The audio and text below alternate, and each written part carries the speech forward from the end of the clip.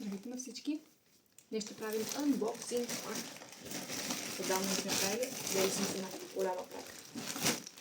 Да видим какво има вътре.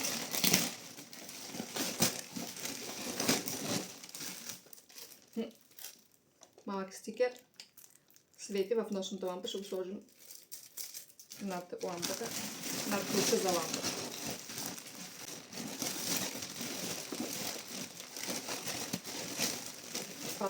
Окей.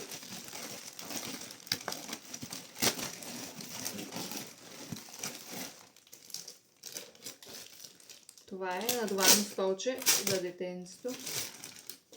Да се учи да сяда. Да можеш да го сложиш. Има и масичка.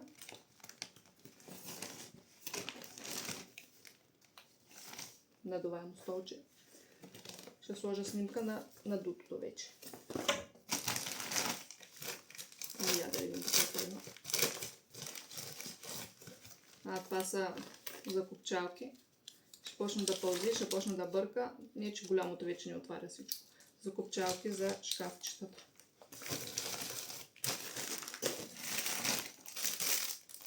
Това е за 100 такива бройки за доматите, за вързване на домати.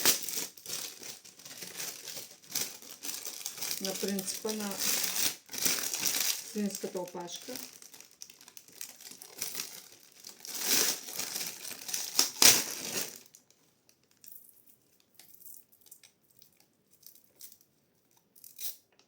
И си връзваш доматчето.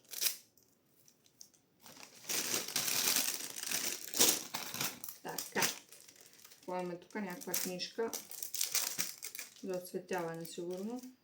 Пише H4, но моето скоро стане на 3, скоро след половин година. Има числа, сигурно има навсякъде с книжка, но нищо. Така, какво е това? Това са за ако ти се спука нещо гумено. За такива кръгли и квадратни лепенки.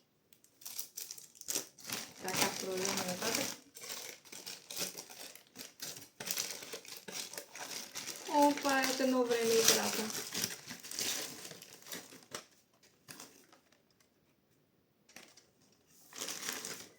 Повечето хора се я спомнят ретро. Имаме ни стикери, които не се да давам при всяко успешно гърми. Едни стикери с животни. Това е за колата. Как се влачат едно друго. Деца на борда. Така, имаме още такива закопчалки за шкафове, защото имаме много шкафове и много ръчички, които ще пипат шкафовете. Нататък. Я да видим, това ми е надуваемия басейн. Надуваем басейн. Идва лято, ще си правим басейнче.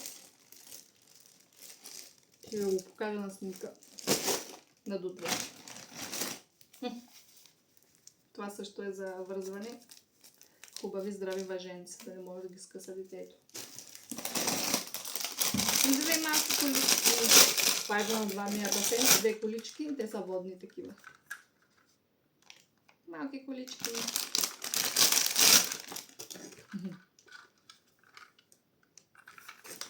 Защото сме фен на количките. Така, какво е това? Сигурно нещо за стената.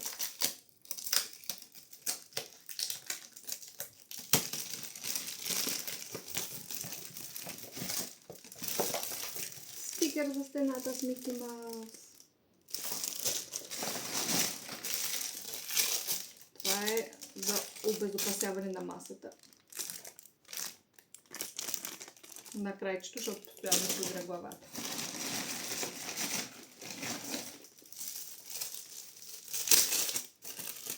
И нататък имаме пак сигурно някакъв стикер. Пак пак нещо за стената. Поръчах доста да има и за село, и за апартамента, за детската стая, да направим стената с детска, да вкараме малко повече детски елементи.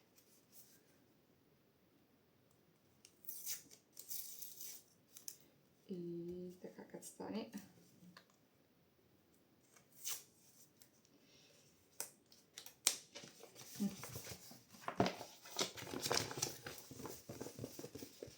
Пак стикер за стената.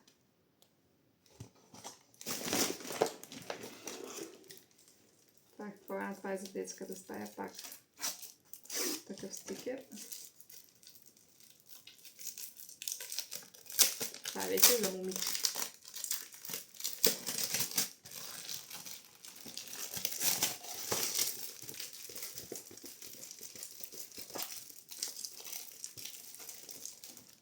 С малко слънчета, зебрички, мечета. Малко по-момичешко. Това е за момчето, пак е с колички.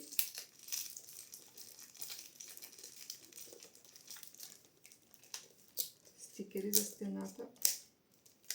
Те се лепят върху стената под формата на лепенка или малък тапет. Може да лепиш където искаш.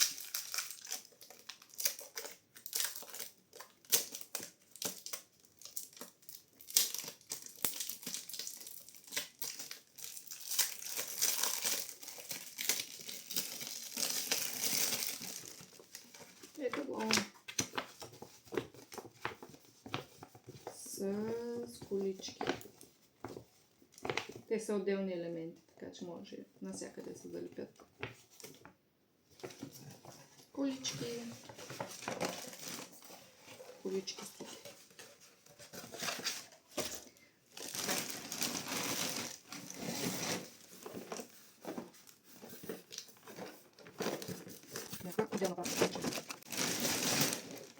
Пистата. Моето дете е голям фен на количките, така че сега има и писта за колички. Не само колички. Еми и писта. 5 метра дълга. Писта. Ще сложим тук на стената и ще пускаме количките през нея. Писта за колички. Сложили се малки колички вътре. Както и такива за захващане. За прозореца, за шкафа. Голямата писта. 5 метра. Така. Още имаме ни стикери и за другото дете. Малко по-момичешки. Пак с такива на Дисни герои. 500 стикера. Като наградка за свършената работа. И тук имам още 2 такива, само че с колички. Стикери да има. Така, това пак е за светещо. Ето така ще сложим на лампата. С Мики. Свети в тъмното. А тук имам, понеже детето е доста щуро и винаги пада, удара се.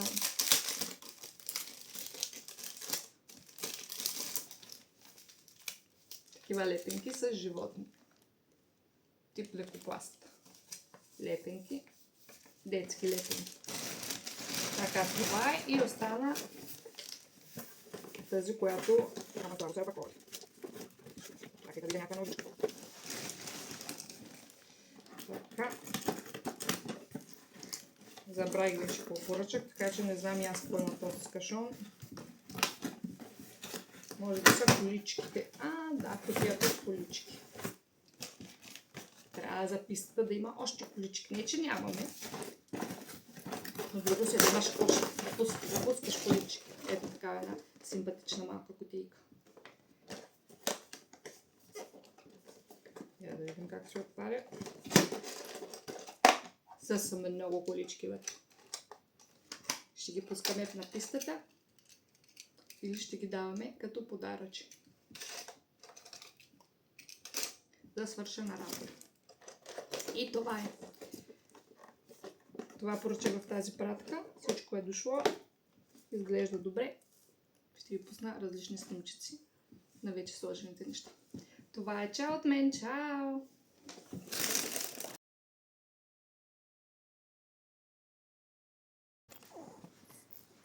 Давай, тренирай!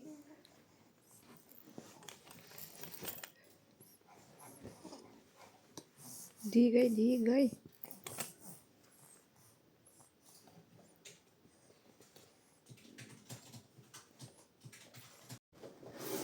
Уи!